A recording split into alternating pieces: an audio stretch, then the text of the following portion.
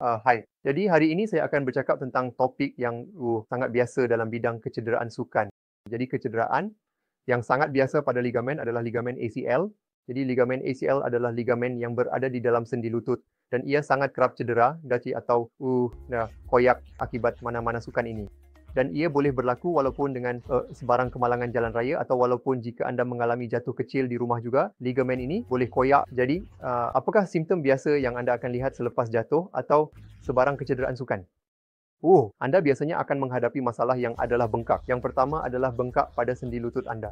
Kedua adalah apabila anda berjalan, anda akan mengalami masalah ketidakstabilan yang anda akan rasa. Seperti apabila anda berjalan, lutut anda akan bergoyang. Jadi ini dipanggil sebagai masalah ketidakstabilan. Jadi selepas koyakan ACL, ini adalah simptom yang sangat biasa yang anda akan lihat selepas koyakan. Jika anda mempunyai simptom-simptom ini, maka anda perlu segera berjumpa doktor kerana jika anda tidak menjaga masalah ketidakstabilan ini, apa yang berlaku adalah ligamen ACL boleh menyebabkan kecederaan multiligamen.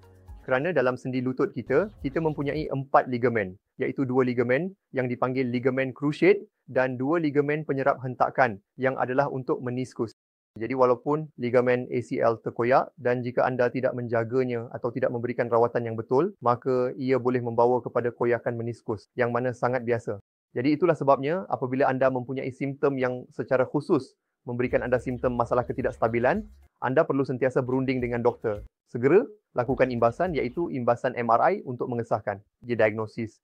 Jika anda mempunyai koyakan ACL, jadi dalam koyakan ACL boleh ada koyakan separa atau koyakan penuh. Jadi jika anda mempunyai koyakan separa, maka rawatan pertama adalah pemulihan yang betul. Anda perlu mengikuti program kekuatan dan pengkondisian yang sepatutnya melibatkan penguatan otot quadriceps dan hamstring anda. Jadi anda perlu melakukannya sekurang-kurangnya selama 2 hingga 3 bulan jika ia adalah koyakan separa. Tetapi jika anda mempunyai koyakan penuh dengan simptom ketidakstabilan, seperti yang saya katakan, seperti lutut bergoyang ketika anda berjalan, simptom seperti ini memerlukan pembedahan yang merupakan pembedahan lubang kunci artroskopik. Jadi kini kemajuan terkini adalah melakukan pembinaan semula ligamen ini dengan pembedahan lubang kunci dengan meletakkan 2 lubang kunci di lutut anda dan kami mengambil cantuman dari bahagian dalam paha anda dan ini dipanggil sebagai cantuman hamstring dan kami membina semula ligamen ACL dengan menggunakan butang dan skru pada tulang tibia. Jadi selepas pembinaan semula ini, bahagian yang paling penting di sini adalah bahagian pemulihan kerana pembedahan memainkan peranan yang sangat kecil manakala pemulihan selepas pembedahan memainkan peranan yang lebih besar. Pemulihan di sini terbahagi kepada 3 peringkat yang berbeza. Jadi kami membahagikannya kepada sifar hingga 3 bulan yang merupakan pertama program pengukuhan asas. 3 bulan kedua adalah program kekuatan dan pengkondisian dan 3 bulan terakhir akan menjadi program ketangkasan dan ketahanan.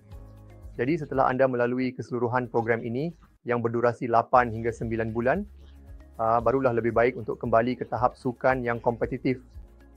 Jadi ini akan membantu anda untuk masuk ke dalam latihan yang betul dan membantu anda dalam mencegah sebarang kecederaan sukan lain juga pada masa hadapan.